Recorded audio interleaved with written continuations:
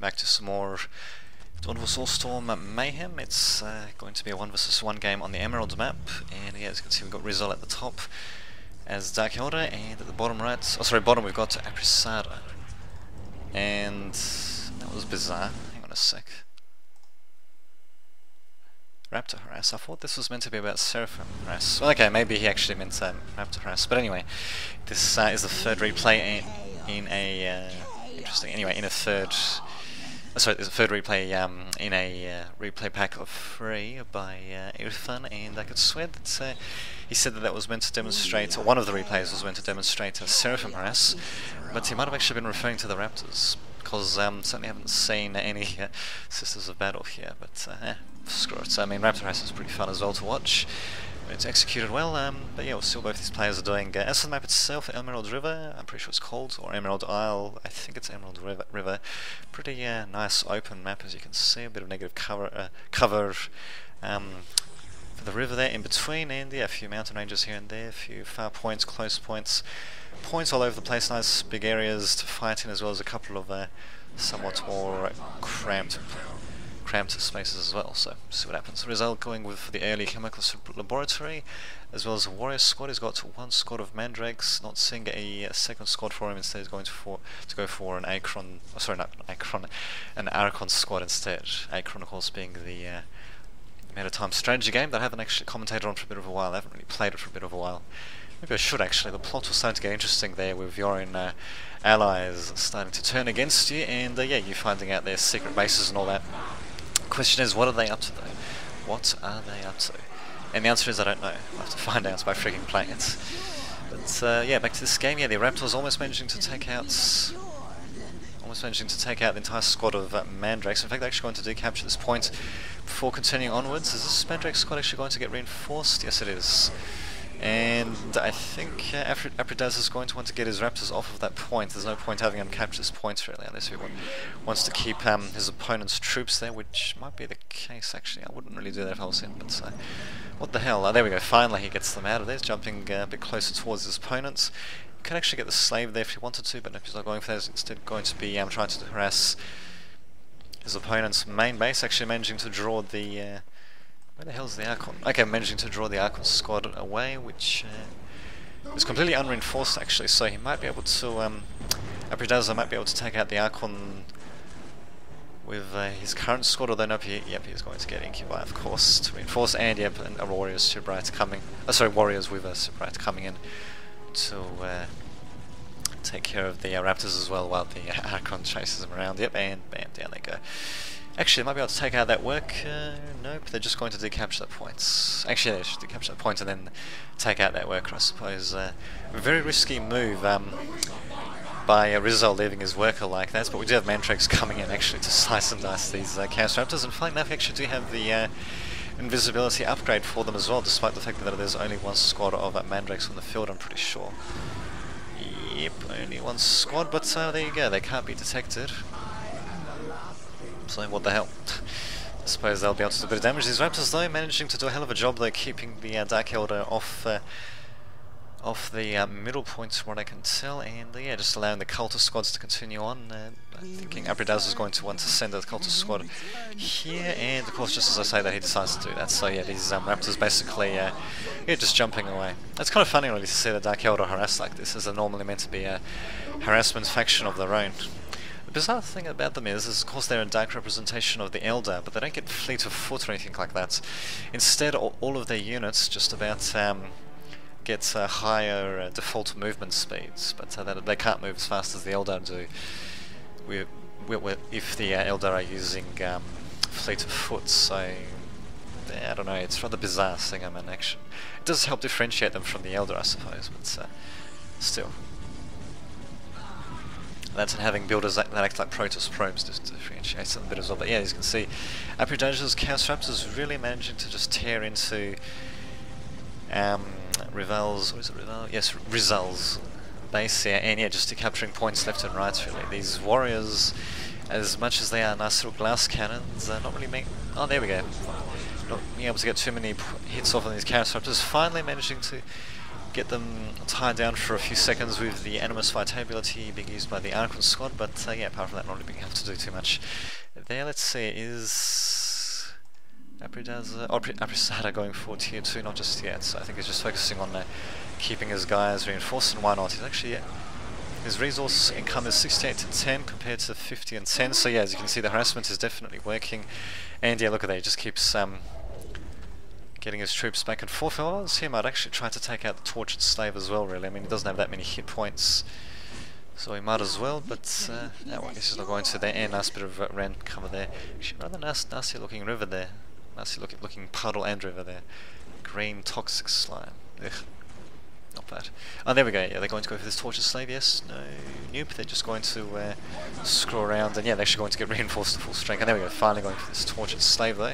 Terrifix grenade actually being used on them. Unfortunately, not being able to take them down completely will help demoralize them a bit. So the only problem is they'll be able to move faster as well when demoralized. But Tower of Loathing, okay.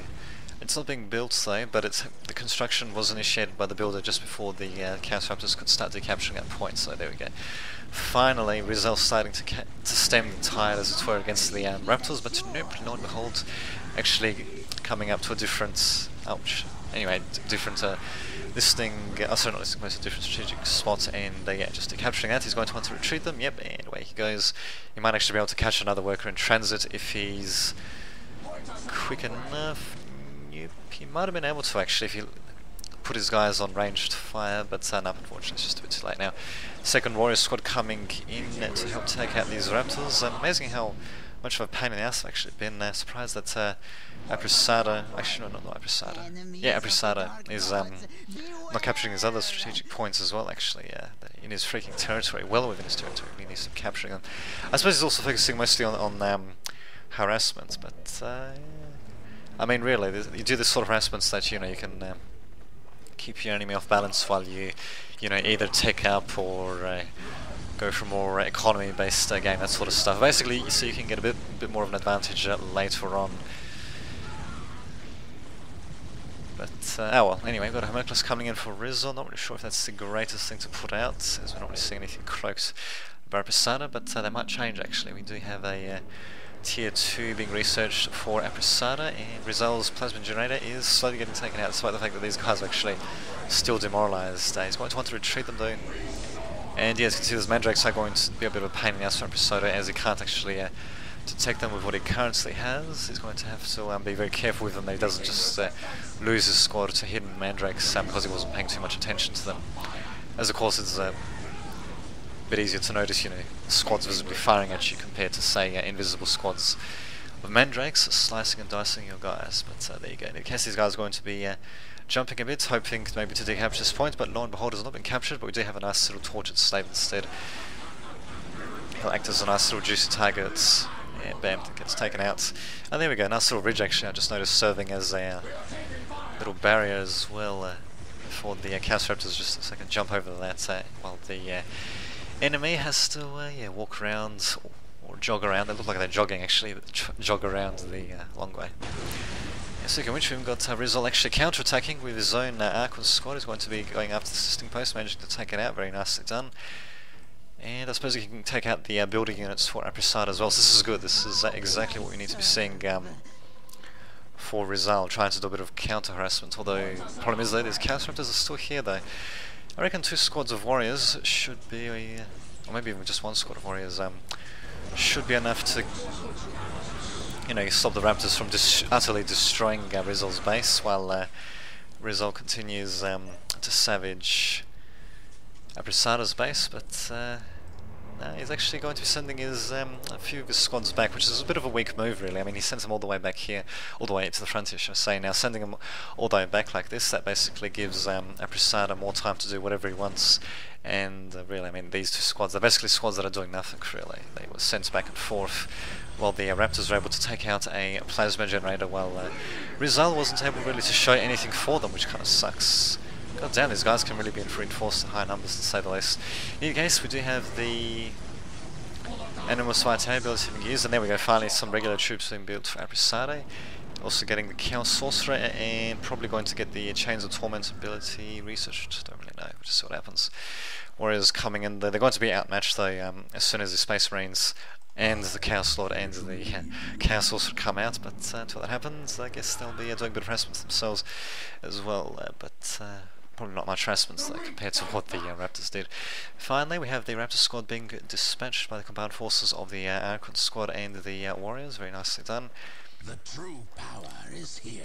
Guide me. Indeed, and oh, what do you know, our second squad of Chaos Space Marines being sent out rather than a interesting, rather than a Berserker squad. Well, I suppose that can work as well.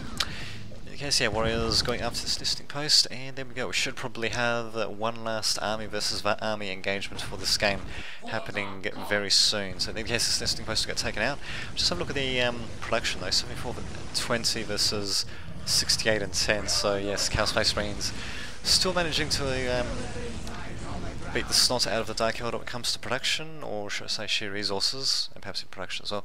Might change though, it might change though. We do have the Dark Elder now on the offensive as well. Looks like no more Raptor squads for Aprisad. Here's at tier 2 though, going for Machine Pits, as well as the Sacrificial Circle. Tex is going to stay in tier 2 for a bit longer. He's actually sending his 2 hero squads out before anything else, with Chaos Space Marines sticking interesting sticking behind to provide a bit of ranged fire support. And why not? Indeed, both heroes can take quite a bit of damage, although as you can see the Chaos Lord is, if he's not careful, he's going to get taken out though, which would be a bit of a shame really, but we'll see what happens.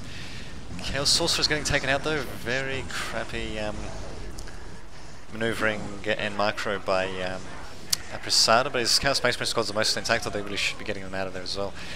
Lost the Sorcerer's Chaos Lord is still alive, thankfully, but yeah, Sorcerer probably could have done with a retinue of Berserkers, but now what can you do? I'm surprised he actually didn't pursue that tech path a bit further. Instead he's going for a bit more of a vehicle-based tech path, staying in tier 2 a bit longer, which could work actually.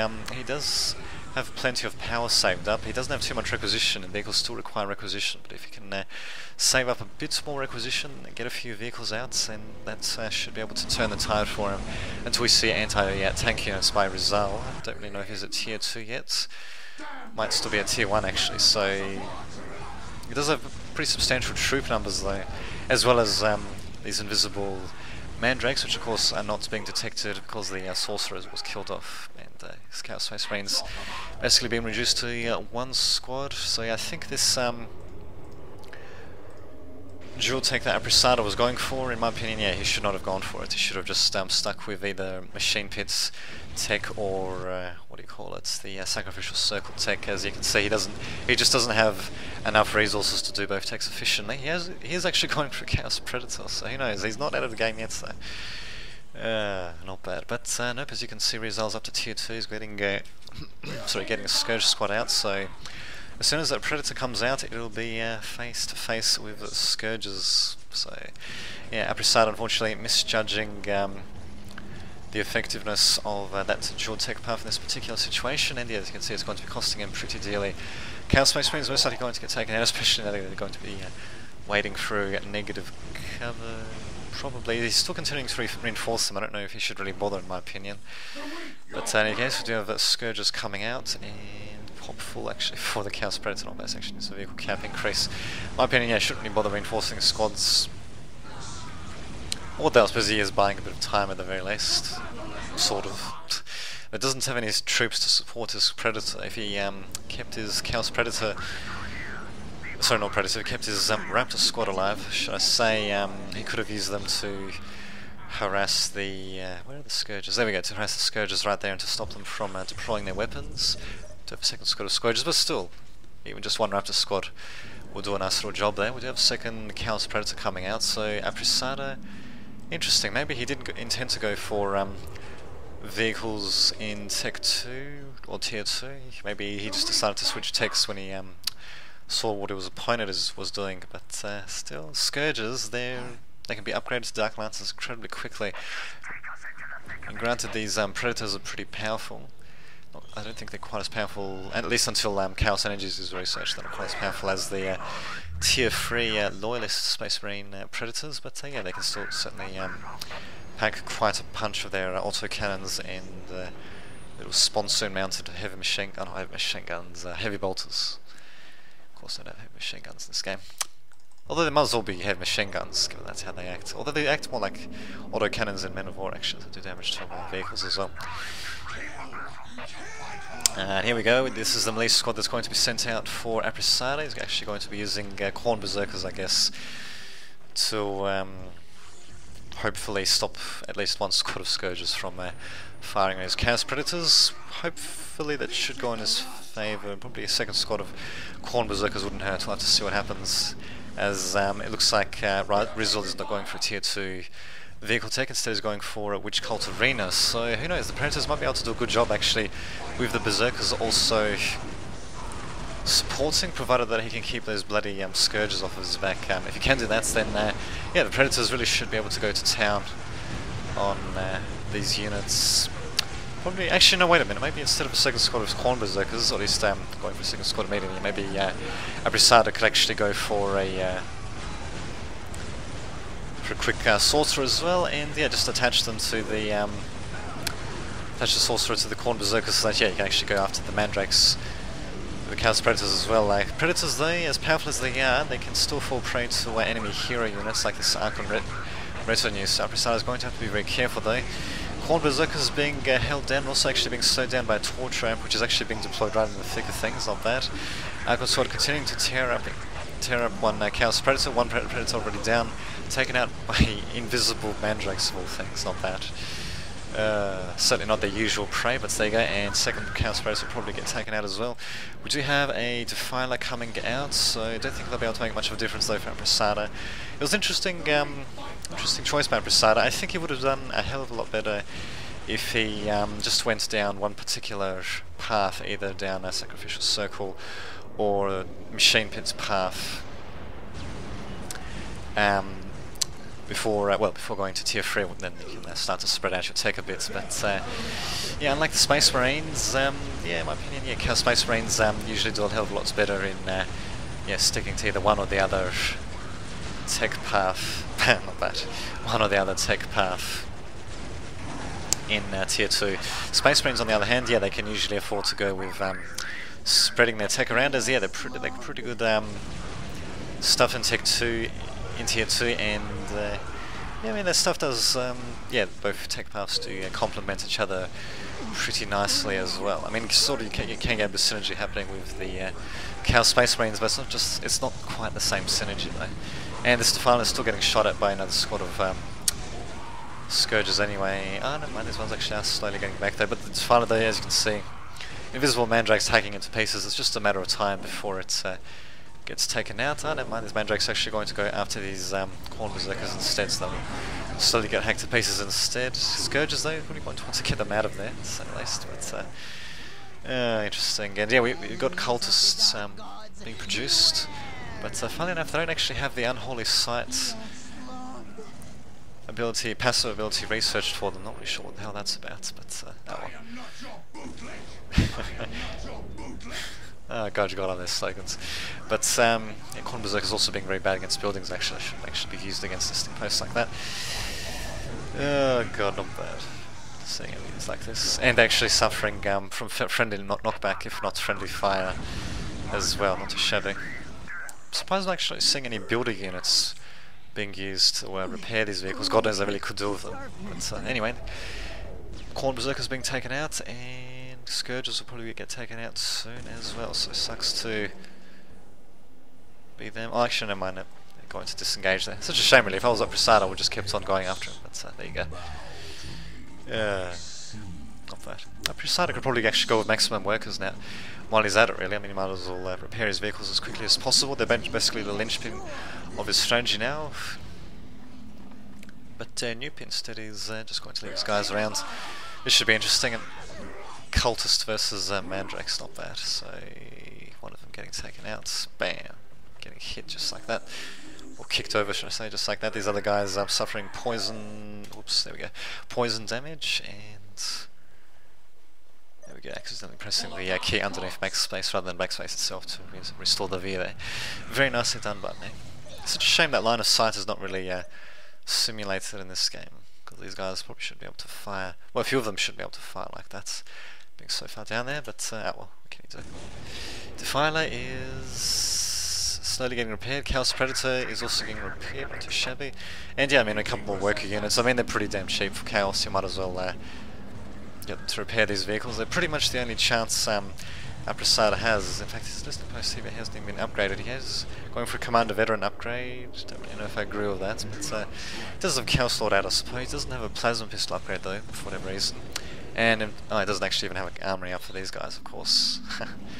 That's too bad. They really could do with heavy bolters, and I suppose later on the plasma pistols or plasma rifles or plasma guns, should I say. But well, what can you do? Chaos Predator at the very least is up to half health, not too shabby. Huh. Interesting. Anyway. Yes, indeed. And still managing to keep the Dark Elder at bay, but I think it's a bit of a losing battle for Aprasada, which kind of sucks. Looks like Rizal, I think, is still in tier 2. Yep, going for various upgrades. Let's see. Oh, Agonizers, very agonizing indeed, as well as the armor upgrade for the warriors. Also getting the witches out as well, if you can get them to cast their combat drugs ability in the midst of their own forces, get as many squads affected as possible. Should be able to pretty much seal the deal against his Chaos opponents. A very nice Crucible of Malediction being used there, causing the Chaos Space Marines to turn on themselves, not too shabby, or turn on each other, should I say, while the Archon and his retinue come in. Also got Scourges coming in from the right flank, while Witches come in as well. I'm surprised actually they're not using their combat drugs ability just yet. I think maybe they're waiting. Well, that results waiting to get the Witches out in a better position. Maybe I just don't know.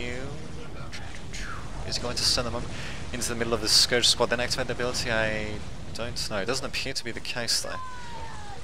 Oh well, he missed out on a bit of an opportunity there, but his opponent is just getting taken out anyway. But if it was a closer game though, that's the sort of stuff that would make all the difference really. I mean, Dark Elder really, their abilities are just incredibly powerful, including their Dark Soul powers. They're very powerful as well. So there you go, Defiler doing a bit of damage there, taking out one of the Archon squad's retinue, I believe. But yeah, here come the Witches. They're going to finally use combat drugs now. Or did they actually use it before and I didn't notice? I don't know. But still not using combat drugs though. Come on, man. Just use it once so we can see it in this replay. But nope, he's going to deny me that. And another Callaghan by Prasada. I think he said that once before. It must have been GG or something like that. It's a good game maybe. I don't know. Just don't know. In either case, yeah, Prasada's got nothing. He's going to get taken out. Got a couple of minutes to go. Might just fast forward a bit. It's a bit of a longer game than the other ones. As you can see, both players certainly at each other's throats. But yeah, that dual tech by Aprasada backfiring on him incredibly badly, as you can see. Should have really stuck with one or another, but what can you do? His Raptor harassment at the beginning was incredibly good, I'll give him that, but his follow-up after that yeah, could have been better, with a bit of a better focus on a particular tech path. Or maybe even just trying to take up to tier 3 as quickly as possible. That would have been interesting to see. Seeing possessed Chaos Space Marines and Obliterators, I'm not sure how well Obliterators would work, but possessed Chaos Space Marines, yeah, that would have been interesting to see. But there you have it, he's going to lose quickly. I think I'll just speed things up again. And there you have it. Some interesting games led by Irfan though, and yeah, Irfan, if you're watching this, yeah, thank you very much for submitting these games. It's a bit of a shame I didn't get to commentate on them a bit sooner, as yeah, they were submitted to me apparently around the 28th of February, and it's over a month since then, so what the hell, I mean, eventually I got around to commentating on them, and I think you'll agree that yeah, they're pretty good replays. So we go. Hopefully, managed to cover everything that happened in them. Apart from that minor hiccup on the first recording of the first replay, which you won't see anyway. Yeah, it was pretty smooth sailing with the Steam overlays, you can see. So, bam, bam, bam, bam. As that was the first time I used the Steam overlays. I don't know if that was causing issues or what, but what the hell. So until next time, this has been David Davidovich signing off.